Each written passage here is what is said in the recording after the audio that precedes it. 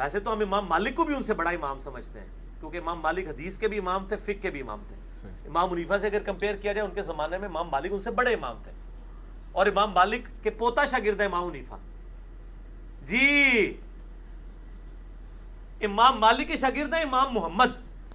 امام محمد نے امام مالک سے الموطا امام مالک نقل کی تھی، جو الموطا امام محمد کے نام سے مشہور ہے۔ جب امام حنیفہ کے پاس آئے تو انہوں نے کہا مجھے بھی یہ حدیثیں لکھوانا جو تم مالک سے سیکھ کے آئے ہو۔ تو امام حنیفہ تو پوتا شاگرد ہے امام مالک کے، تو امام مالک کو امام اعظم کہا کرے نا۔ اعظم کہتے ہیں۔ اس سلسلے میں ایک بہت بڑا جھوٹ جو ہے وہ گڑا ہے مرزا نے اپنی طرف سے، جس کا حقیقت کے ساتھ دور دور کا کوئی تعلق نہیں۔ کسی دنیا کی کسی کتاب میں سند صحیح کے ساتھ وہ ایسی بات موجود نہیں جو مرزا نے جھوٹی بات کی ہے۔ وہ کہتے ہیں جی اگر امام اعظم کہنا ہے نا تو امام مالک کو کہو، کیونکہ امام مالک جو ہیں امام ابو حنیفہ سے فقہ میں بھی اور حدیث میں بھی بڑے امام تھے، بلکہ امام ابو حنیفہ تو امام مالک کے شاگردوں کے شاگرد ہیں۔ اچھا وہ کس طرح؟ وہ اس طرح کہ امام ابو حنیفہ رحمۃ اللہ علیہ کے پاس امام محمد بن حسن شیبانی آتے تھے جو کہ امام مالک کے شاگرد ہیں، حالانکہ وہ امام ابو حنیفہ کے بڑے چہتے شاگرد ہیں۔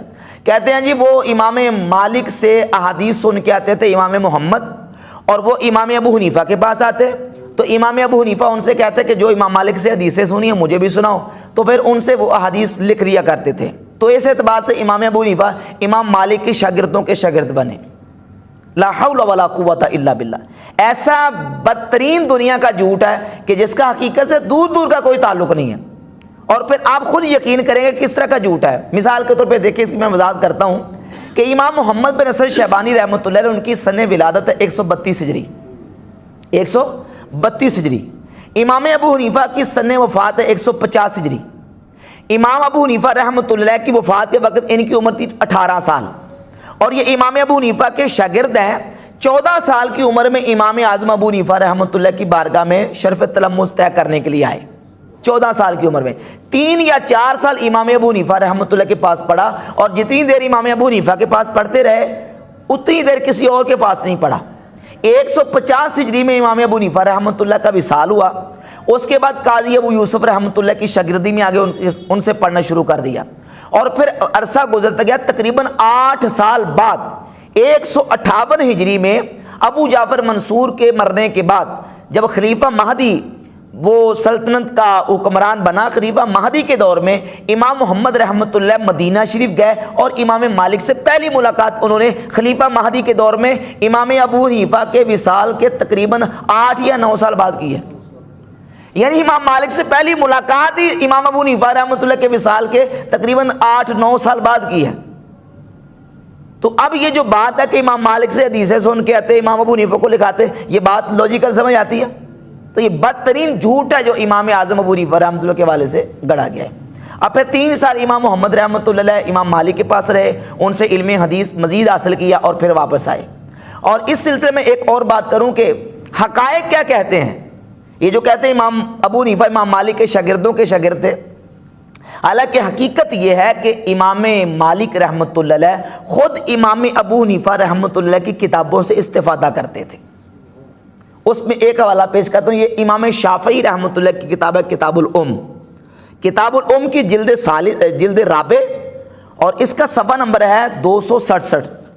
امام شافعی رحمۃ اللہ علیہ فرماتے کہ میں نے عبدالعزیز بن محمد الدراوردی جو امام مالک کے شاگرد تھے ان سے پوچھا کہ کیا مدینہ میں امام مالک سے پہلے کسی نے یہ فتویٰ دیا ہے کہ ربع دینار یعنی دینار کا چوتھا حصہ جو 10 درم بنتے ہیں اور اس کی مالیت بنتی ہے، اس کا وزن 2 تولے 7.5 ماشے چاندی، کیا امام مالک سے پہلے کسی نے فتویٰ دیا ہے کہ حق مہر میں اس سے کم حق مہر مقرر نہیں کر سکتے؟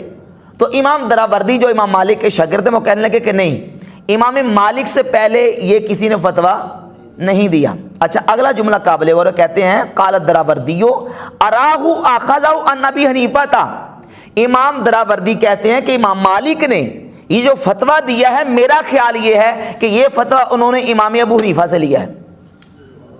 امام مالک تو خود امام ابو حنیفہ سے استفادہ کر رہے ہیں، اور مرزا صاحب کہتے ہیں کہ امام ابو حنیفہ امام مالک کے شاگردوں کے شاگرد ہیں۔ کتنا بڑا جھوٹ ہے۔ اور پھر ایک اور حوالہ میں آپ کے سامنے رکھ دوں، یہ امام ابن ابی العوام ہیں، المتوفہ 335 ہجری، ان کی کتاب ہے فضائل ابی حنیفہ و اخبارہ و مناقبہ، صفحہ نمبر 235 پر، روایت کا نمبر 495۔ وہ امام دراوردی سے نقل کرتے ہیں جو امام مالک کے شاگرد ہیں، کہتے ہیں کان مالک بن انس ینظر فی کتب ابی حنیفہ تھا، امام مالک تو خود امام ابو حنیفہ کی کتابیں دیکھتے تھے، وینتفع بہا، اور ان کی کتابوں سے استفادہ کرتے تھے امام مالک رحمۃ اللہ علیہ، اور یہ کہتے ہیں کہ یہ امام ابو حنیفہ امام مالک کے شاگردوں کے شاگرد ہیں۔ تو اب اس سے کیا ثابت ہو رہا ہے؟ اس سے یہ ثابت ہو رہا ہے کہ امام مالک رحمۃ اللہ خود امام ابو حنیفہ کی کتابوں سے استفادہ کرتے تھے، فائدہ حاصل کرتے تھے۔ اور ایک اور حوالہ سن لیجئے، یہ امام سیمری رحمہ اللہ کی کتاب ہے اخبار ابی حنیفہ و اصحابہ، المتوفہ 435 ہجری۔ امام سیمری نے ایک روایت نقل کی ہے کہ قادہ بن زحمہ کہتے ہیں کہ ایک شخص نے امام مالک رحمۃ اللہ علیہ سے ایک مسئلہ پوچھا کہ حضور مسئلہ یہ ہے کہ ایک بندے کے پاس دو کپڑے ہیں، ایک پاک ہے اور ایک پلید ہے، اب وہ نماز کس طرح پڑھے؟ تو امام مالک رحمۃ اللہ علیہ نے فرمایا کہ وہ تحری کرے۔ تحری کا مطلب غور و فکر کرے، سوچ و بچار کرے، اور جس پر اس کا دل ٹک جائے کہ یہ پاک ہے اس کو پہن کے نماز پڑھ لے، اس کی نماز ہو جائے گی۔ ابھی وہ مسئلہ پوچھ کے بندہ جا رہا تھا تو قادہ بن زحمہ کہتے ہیں فَأَخْبَرْتُ مَالِكًا بِقَوْلِ ابی حنیفہ تھا، میں نے امام مالک کی بارگاہ میں عرض کی کہ حضور امام ابو حنیفہ یہ فتویٰ دیتے ہیں۔ کیا فتویٰ دیتے ہیں؟ اِنَّهُ يُصَلِّي فِي كُلِّ وَاحِدٍ مَرَّةً، امام ابو حنیفہ کہتے ہیں کہ جس کے پاس دو کپڑے، ایک پلید اور ایک پاک، کو پتہ نہ ہو کہ پاک کون سا اور پلید کون سا، نجس کون سا ہے، امام ابو حنیفہ کہتے ہیں کہ وہ ایک مرتبہ ایک کو پہن کے نماز پڑھ لے اور دوسری مرتبہ دوسرے کو پہن کے نماز پڑھ لے۔ تو میں نے جب امام مالک رحمۃ اللہ علیہ کو امام ابو حنیفہ کا فتویٰ سنایا تو امام مالک نے فَأَمَرَ بِرَدِّ الرَّجُلِ، کہا کہ اس شخص کو بلاؤ جس کو میں نے فتویٰ دیا ہے، وَأَفْتَاهُ بِقَوْلِ ابی حنیفہ، امام مالک نے اپنا فتویٰ چھوڑ کر امام ابو حنیفہ کے فتوے پر فتویٰ دیا کہ اسی پر عمل کرو جو امام ابو حنیفہ نے فتویٰ دیا ہے۔ صرف احناف نہیں کہتے، شافعی، مالکی، حنفی، حنبلی، تمام امام اعظم ابو حنیفہ رحمۃ اللہ کو امام اعظم کہتے ہیں۔ میں چند حوالے آپ کے سامنے پیش کر دیتا ہوں۔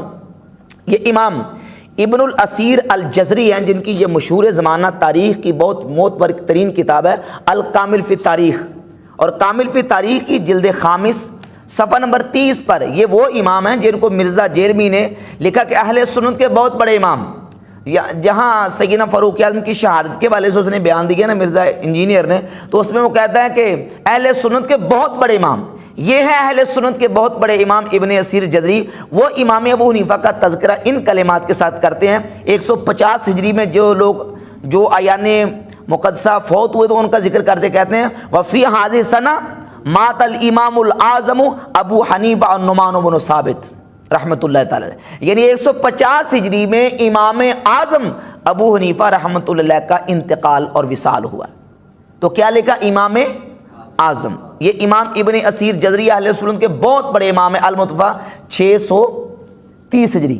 یہ بہت بڑے عظیم نقاد ہیں، امام حافظ ذہبی، ان کی کتاب ہے تذکرۃ الحفاظ، اس کی پہلی جلد کے صفحہ نمبر 127 پر امام ذہبی 126 اور 27 پر لکھتے ہیں امام ابو حنیفہ کا تذکرہ کرتے ہوئے، ابو حنیفہ تھا الامام الاعظم فقیہ العراق النعمان بن ثابت۔